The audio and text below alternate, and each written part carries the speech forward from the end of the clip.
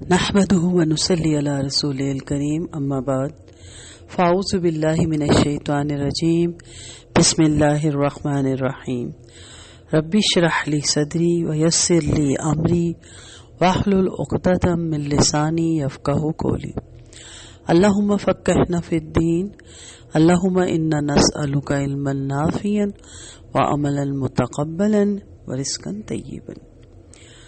نماز میں سورۃ فاتحہ کے آغاز میں الحمدللہ رب العالمین، تمام تعریفیں اللہ کے لیے جو رب ہے تمام جہانوں کا۔ تو اس وقت اپنی عاجزی کا احساس اپنے اندر پیدا کریں، اپنے نہ ہونے کا اور اپنے آپ کو مٹی سے مٹی کرنے کا، اپنی تعریف اپنے زوم سے باہر نکل کے۔ اور دوسری جب ہم کلمہ پڑھتے ہیں، دوسری آیت پڑھتے ہیں الرحمن الرحیم، رحمان رحم کرنے والا، رحیم بار بار رحم کرنے والا، اس سے ہم اس کی تعریف کرتے ہیں۔ اور اس کے یہ دو کلمات رحمان اور رحیم بھی اس کی تعریف ہی کے زمرے میں آتی ہیں، اور اس میں ہم اپنے لیے رحمت بھی طلب کر رہے ہوتے ہیں، اس کی رحیمی بھی طلب کر رہے ہوتے ہیں۔ ابن عباس رضی اللہ عنہ فرماتے ہیں کہ رحمان اور رحیم کے معنی بہت ہیں اور ایک دوسرے سے زیادہ باریکی رکھتے ہیں۔ بعض علماء کا قول ہے رحمان اور رحیم یہ دونوں اللہ کے صفاتی نام ہیں، جس کے معنی مخلوق کو عذاب نہ کرنا اور خطا کاروں کو معاف کرنا۔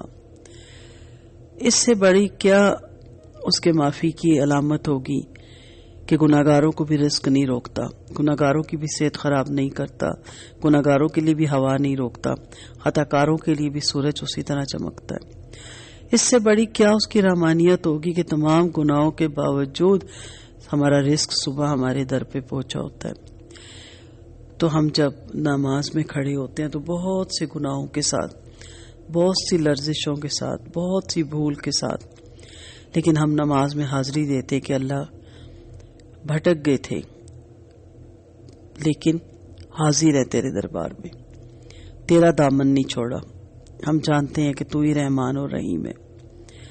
بعض علماء کا قول ہے رحمان اور رحیم میں فرق یہ ہے کہ رحمان مبالغے کے واسطے آتا ہے، یعنی اس کی رحمت ہر خاص و عام پر ہوتی ہے، نیک ہو یا بدکار، مسلمان ہو یا کافر، سب پر یکساں رحمت کرتا ہے، بلکہ تمام مخلوق پر مہربان ہے۔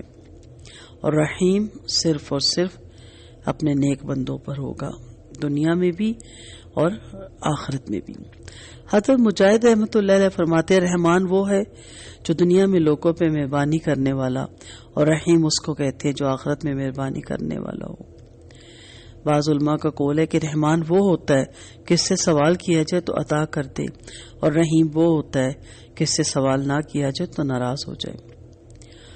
رحمان کا مطلب جہنم سے خلاصی دینے والا، رحیم کا مطلب جنت میں داخل کرنے والا، رحمان کا مطلب عطا کرنے والا، رحیم کا مطلب خطائیں معاف کرنے والا۔ عابدوں کے لیے رحمان، خطا کاروں کے لیے رحیم۔ رحمان کی رحمت نے سب کچھ گھیر رکھا ہے، رحیم کی مہربانی صرف مومنین کے لیے ہے۔ رحمان کا مطلب ایسا انعام دینے والا کہ اس جیسا انعام کوئی دے نہ سکیں۔ لفظ رحمان بھی اللہ کے ساتھ مخصوص ہے، اللہ تعالیٰ کے علاوہ کسی کے لیے نہیں بولا جا سکتا۔ اور رحمان وہ ہوتا ہے جس کی رحمت سے دنیا کی کوئی چیز محروم نہ رہے۔ لفظ رحمان کا بھی نہ تثنیہ بنتا ہے نہ جمع۔ تو نماز میں ہم 5 وقت اور اس کے علاوہ رکھتے اگر ہم گنے تو 50 یا 60 دفعہ ہم رب سے کہتے ہیں الرحمن الرحیم۔ تو رحم کرے گا، وہ رحم کرنا پسند کرتا ہے۔ الرحیم کے معنی بار بار رحم کرنے والا۔ بار بار رحم کرنے والے کا مطلب ہے کہ وہ اللہ تعالیٰ جس کی رحمت تمام کائنات یعنی آج تک جو کچھ پیدا ہو چکا یا پیدا ہوگا سب پہ رحم کرتا ہے۔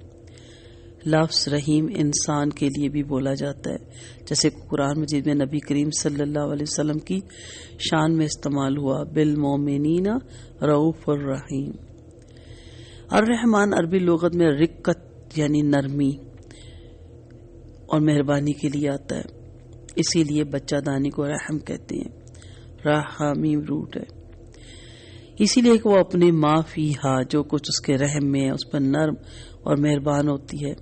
اور اگر اللہ تعالیٰ اس صفت رحمان سے موصوف نہ ہوتا تو تمام مخلوقات کو پیدا ہی نہ کرتا. جب اللہ تعالیٰ نے تمام مخلوق کو پیدا فرمایا تو اس سے معلوم ہوا کہ رحمت اس کی ذاتی صفت ہے. نبی کریم صلی اللہ علیہ وسلم کا فرمان ہے اللہ تعالیٰ کی 100 رحمتیں، ان میں سے صرف ایک رحمت جو تمام دنیا والوں کو عطا فرمائی اور باقی 99 نے مخفی رکھی ہوئی ہیں جو آخرت میں اپنے بندوں پہ فرمائے گا. تو اللہ تعالیٰ ہم دعا کرتے ہیں آپ رحمان اور رحیم ہیں، ہمارے عیبوں کی پردہ پوشی فرما لیجئے گا. شیطان کی کوشش ہوتی ہے کہ انسان کو اللہ کی رحمت سے مایوس کر دے. وہ کہتا ہے اے انسان تیرے گناہ اتنے زیادہ ہیں کہ تو چاہے بھی تو اس کی تلافی نہیں کر سکتا. اب جہنم تمہارا مقدر ہے جس سے تم نہیں بچ سکتے. جبکہ اللہ کی صفت رحمانی اور رحیمی پکار پکار کر کہتی ہے کہ اے انسان تیرے گناہ بے شماری صحیح مگر اللہ کی رحمت کے مقابلے میں کچھ بھی نہیں. مایوس ہونے کی ضرورت نہیں، ابھی موقع ہے. اللہ کی طرف واپس آ جا. اللہ کی رحمت تیرا استقبال کرنے کے لیے تیار کھڑی ہے. صحیح مسلم میں حضرت ابو ہریرہ رضی اللہ عنہ سے مروی ہے کہ آپ صلی اللہ علیہ وسلم نے فرمایا اگر ایماندار اللہ کے غضب اور غصے سے اور اس کے سخت عذاب سے پورا واقف ہوتا تو اس کے دل سے جنت کی تمئی ہٹ جاتی، اور اگر کافر اللہ تعالی کی نعمتوں اور اس کی رحمتوں کو پوری طرح جان لیتا تو کبھی نا امید نہ ہوتا.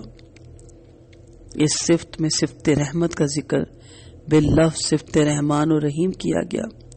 اس صفت کے ذکر میں مبالغے کا صیغہ استعمال کیا گیا جن میں رحمت خداوندی کی وسعت اور کثرت اور کمال کا بیان ہے. اس صفت کے ذکر کرنے میں شاید اسی طرف اشارہ ہے کہ تمام کائنات اور مخلوقات کی تربیت اور پرورش کی ذمہ داری جو حق تعالیٰ نے اپنے ذمہ لے رکھی ہے وہ کسی اپنی ضرورت یا دباؤ اور مجبوری سے نہیں ہے بلکہ یہ سب کچھ اس کی صفت رحمت کا تقاضا ہے. اور اگر پوری کائنات نہ ہو تو اس کا کچھ نہیں نقصان ہوتا، اس کا کچھ بھی نہیں بگڑتا کیونکہ وہ ذات خود کامل ہے. علماء مفسرین کہتے ہیں اگر رحمان اور رحیم دونوں رحمت سے بنے ہیں اگرچہ مگر معنی اور مفہوم کے لحاظ سے الگ الگ اور جدا جدا ہیں. رحمان کی رحمت کا محل کافر بھی ہے، مومن بھی ہے، نیک بھی ہے، بد بھی ہے، صالح بھی ہے، فاسق بھی ہے، اچھا بھی ہے، برا بھی ہے. اس لیے اس رحمت کا ظہور اسی دنیا میں ہو رہا ہے. رحمان جب سب کو رزق دے رہا ہے، سب کو راحت کے سامان عطا فرما رہا ہے، نفع رسائی کے دروازے سب کے لیے کھلے ہیں. اس کی ہوا، بارش، گرمی، سردی، زمین، آسمان، چاند، سورج، ستارے، سمندر، نباتات، جمادات، حیوانات بلا تمیز ہر شخص فائدہ حاصل کر سکتا ہے. اسی طرح داری دنیا مومن کافر سب کے لیے باعث رحمت ہے. کافر کے لیے اس دنیا اس لیے رحمت ہے کہ اپنے کفر سے اس دنیا میں توبہ کر سکتا ہے، اور اگر توبہ نہ بھی کرے تو فی الحال عذاب جہنم سے بچا رہنا ہی بہت بڑی رحمت ہے. الغرض اس رحمان کی رحمت کا ظہور اس دنیا میں عام ہو رہا ہے، لیکن رحیم میں تجلی رحمت اور مغفرت کا ہونا خصوصی اہل ایمان کے ساتھ ہے. اس لیے اس کا ظہور آخرت ہی میں ہوگا جہاں رحیم ہونے کے باعث مومنوں کو نیک کاموں کا اجر زیادہ سے زیادہ عنایت فرمائے گا، ان کی تقصیرات کی مغفرت فرما کر جنت کا فارس بنائے گا. اللہ تعالی ہمیں ان لوگوں میں شامل کرے. یاد رکھیے گا جب آپ نماز میں کہتے ہیں الرحمن الرحیم، اس حدیث کو ذہن میں رکھیے گا. اللہ رات کو ہاتھ پھیلاتا ہے تاکہ دن میں گناہ کرنے والے توبہ کر لیں، اور دن کو ہاتھ پھیلاتا ہے کہ رات کو گناہ کرنے والے توبہ کر لیں. تو ایک نماز دوسری نماز سے بخشش کا ذریعہ، ایک جمعہ دوسرے جمعے سے بخشش کا ذریعہ، ایک وضو دوسرے وضو تک گناہوں کے جھڑنے کا ذریعہ. اللہ نے تو لوٹ سے لگا رکھی ہے، ہم ہی غافل ہیں. نبی کریم صلی اللہ علیہ وسلم کا فرمان ہے اللہ تعالیٰ نے سب جب لوح محفوظ میں لکھ ڈالا تو آخری بات جو لکھوائی وہ کیا تھی؟ میری رحمت میرے غضب پہ بھاری ہے. وہ انشاءاللہ ہم سچے دل سے توبہ کریں گے تو وہ معاف کرتا ہے. آپ صلی اللہ علیہ وسلم کا فرمان ہے، حدیث قدسی ہے، اللہ فرماتے ہیں دوزخ تو میرا غضب ہے، جنت تو میری رحمت ہے. یا اللہ آپ ہمیں اپنی رحمت کے صدقے میں اپنی رحمت کو سامنے رکھتے ہوئے ہمیں جنت الفردوس کا وارث بنائیے گا. آمین ثم آمین. آپ صلی اللہ علیہ وسلم کا فرمان ہے، حدیث قدسی، اللہ فرماتا ہے میں 70 ماؤں سے بڑھ کر اپنے بندوں سے پیار کرتا ہوں. ایک شخص نے رسول اللہ صلی اللہ علیہ وسلم سے کہا، یا رسول اللہ مجھ سے بہت بڑا گناہ ہو گیا، میرا رب مجھے کبھی معاف نہیں کرے گا. آپ نے فرمایا سمندر سے بھی بڑا. اس نے کہا اس سے بھی بڑا ہو گیا. آپ نے کہا ہواؤں سے بڑا. اس نے کہا اس سے بھی بڑا ہو گیا، میرا رب مجھے معاف نہیں کرے گا. آپ نے کہا پہاڑوں سے بڑا. اس نے کہا اس سے بھی بڑا. آپ صلی اللہ علیہ وسلم کچھ دیر خاموش ہوئے اور پھر فرمایا اللہ کی رحمت سے بھی بڑا. تو اس نے کہا نہیں، اس کی رحمت سے بڑا نہیں. تو میری تمام دینی بہنوں، میری تمام بردرز، جہاں تک میری آواز جاتی ہے، اس کو سامنے رکھیے. ہم کتنے بھی گناہ گار خطا کار ہیں، حاضری ضرور دیجیے اور امید رکھیے کہ وہ درگزر کرے گا. ہاں، اس امید پہ گناہ نہ کیجیے کہ وہ درگزر تو کر ہی دے گا. غلطی سے، بھول سے، لرزش سے، بے خیالی میں، بے دہانی میں، بے علمی میں، کم عمری میں، نہ سمجھی میں ہو گئے، اس کا در کبھی بند نہیں ہوتا. اللہ تعالیٰ کا فرمان ہے کہ میں رحمان ہوں، میں نے رحم کو پیدا کیا، حدیث ہے یہ، اور اپنے نام ہی سے اس کا نام مشتاق کیا. اس کے ملانے والے کو میں ملاؤں گا، اس کے توڑنے والوں کو میں کاٹوں گا. آپ صلی اللہ علیہ وسلم کا فرمان ہے اللہ تعالیٰ شفیق اور مہربانی والا ہے، وہ ہر کام میں نرمی اور آسانی کو پسند کرتا ہے. وہ دوسروں پہ نرمی اور آسانی کرنے پر نعمتیں عطا کرتا ہے جو سختی کرنے والے کو عطا نہیں کرتا. حجاج بن یوسف ایک عجیب و غریب شخصیت کا مالک تھا. اس کے کردار کا ایک ایسا پہلو جس کے بارے میں بہت کم لوگ جانتے ہیں، وہ اللہ کی ذات پہ بہت بھروسہ رکھتا تھا. اللہ تعالیٰ کے بارے میں اس کا اپنا عجیب اور غریب تصور تھا، لیکن تھا حقیقت کے بہت قریب. حضرت خواجہ شعیب الدین سروردی رحمۃ اللہ علیہ اس کے بارے میں لکھتے ہیں کہ جب حجاج بن یوسف کا وقت آخر آیا اور بستر مرگ پہ پڑا تھا، اس کے آس پاس بڑے بڑے جرنیل، سردار اور اس کے عزیز و اقارب بیٹھے تھے. یہ سب لوگ اس کے ہم خیال اور سچے وفادار تھے. حجاج کی موت ان سب کے لیے ناقابل برداشت تھی، کیونکہ اس کے بغیر یہ سب لاوارث تھے. حجاج عالم انودگی میں اپنا سر تکیے پہ ڈالے بے سود پڑا تھا. بظاہر یوں لگ رہا تھا کہ اس کا اس دنیا سے رابطہ ختم ہو چکا. اس کی بزرگ والدہ اپنے بیٹے کے سرانے غمزدہ بیٹھی تھی. یکا یک حجاج کی بوڑھی والدہ کی آنکھ سے ایک آنسو ٹپکا اور حجاج کے چہرے پہ گرا. حجاج نے چوک کر آنکھ کھولی، ماں کو روتے ہوئے دیکھا اور اس کے چہرے پر ناگواری کے شدید اثرات ظاہر ہوئے. اس نے ہاتھ کے اشارے سے خدمتگار کو پاس بلوایا اور اسے حکم دیا کہ مجھے اٹھا کر بٹھاؤ، حکم کی تعمیل ہوگی.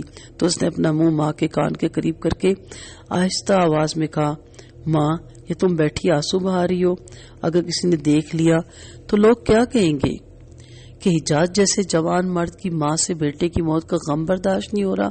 ماں آنسو پوچھ ڈالو، تمہیں روتے دیکھ کر مجھے شرمندگی محسوس ہو رہی ہے. وہ عورت بھی آخر حجاج کی ماں تھی. جواباً بولی کہ میں اس لیے نہیں رو رہی کہ میرا بیٹا دنیا سے رخصت ہو رہا ہے، میں تو اس لیے رو رہی ہوں کہ تم نے دنیا میں اتنے ظلم کیے، تم خدا کے سامنے کیسے جاؤ گے اور تمہارا حشر کیا ہوگا. حجاج نے ماں کی بات سنی تو مسکرا دیا اور بولا کہ بس اتنی سی بات نے تمہیں پریشان کر رکھا ہے. بولا یہ بتاؤ کہ قیامت کے دن اگر اللہ تعالیٰ میرے نامہ اعمال تمہارے ہاتھ میں دے کر حکم دے کہ اس شخص کے فیصلے کا اختیار میں تمہارے ہاتھ میں دیتا ہوں، جو چاہے فیصلہ کرو، تم کیا فیصلہ کرو گی؟ ماں نے جواباً کہا تم میرے بیٹے ہو، میری اولاد ہو، اچھے ہو یا برے ہو، میں مامتوں کے ہاتھوں مجبور ہو کر تمہیں بری کر دوں گی. حجاج نے جب یہ سنا تو ہنس کر بولا بس پھر تسلی رکھو، تم اگر مامتا کے ہاتھوں اس طرح مجبور ہو کر مجھے بری کر دو گی تو پھر جب میں احکم الحاکمین کے آگے پیش ہونے جا رہا ہوں اسے اپنے بندوں سے ماں کی مامتا سے 70 گنا زیادہ پیار ہے. یہ بات کہی اور اپنی جان آفرین کے حوالے کر دی. کتنا خوبصورت یہ واقعہ ہمیں کیا بتاتا ہے کہ جب آپ نماز پہ کھڑے الرحمن الرحیم کے تو امید رکھیں کہ وہ معاف کرتا ہے، وہ معاف کر سکتا ہے، وہ معاف کرنے والا ہے. اس کی نعمتوں کی بہت وسعت ہے. اللہ کے صفاتی نام ہیں، جس طرح یہ نام بار بار قرآن پاک میں آتا ہے اس سے ظاہر ہوتا ہے یہ اللہ کو بہت محبوب ہے. ان دونوں کا مادہ رحم ہے جو اپنی معنی میں بہت وسعت رکھتا ہے اور آپ جانتے ہیں رحم کا تعلق ماں سے ہے، اور اپنے بچوں کے لیے سب سے زیادہ محبت کرنے والی اور رحمت سے سرشار ہستی ہے۔ وہ غیر اختیاری طور پر ایک جراثومے کو نہایت پیار سے معصوم اور مطمئن بچے کی شکل میں پرورش کرتی ہے، لیکن اللہ تعالیٰ جو رحمت ہے، آپ صلی اللہ علیہ وسلم نے فرمایا کہ اس کی محبت کے سامنے ماں کی محبت کی کوئی اہمیت نہیں، کوئی حیثیت نہیں۔ ماں کو تو صرف اپنے بچوں سے محبت ہوتی ہے نا، اللہ تعالیٰ اپنے ہر بندے سے اس کی ماں سے 70 گنا زیادہ محبت کرتے ہیں۔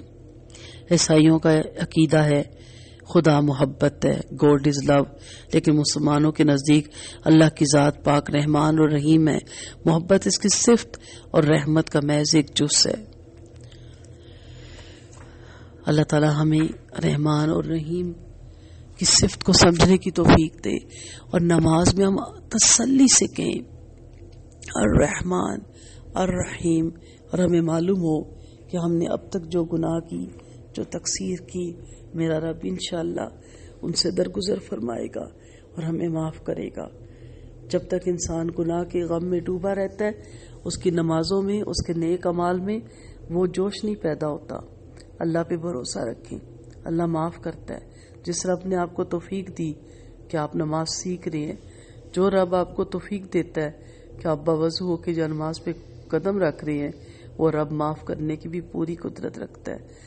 انشاءاللہ وہ ہمارے گناہوں کو معاف فرمائے گا۔ ہم سب کی دعا ہے کہ اللہ تعالیٰ ہمارے گناہوں سے درگزر سے کام لے۔ وآخر دعوانا ان الحمد للہ رب العالمین۔ سبحانک اللہم و بحمدک، نشہد ان لا الہ الا انت، نستغفرک و نتوب الیک۔ السلام علیکم ورحمۃ اللہ وبرکاتہ۔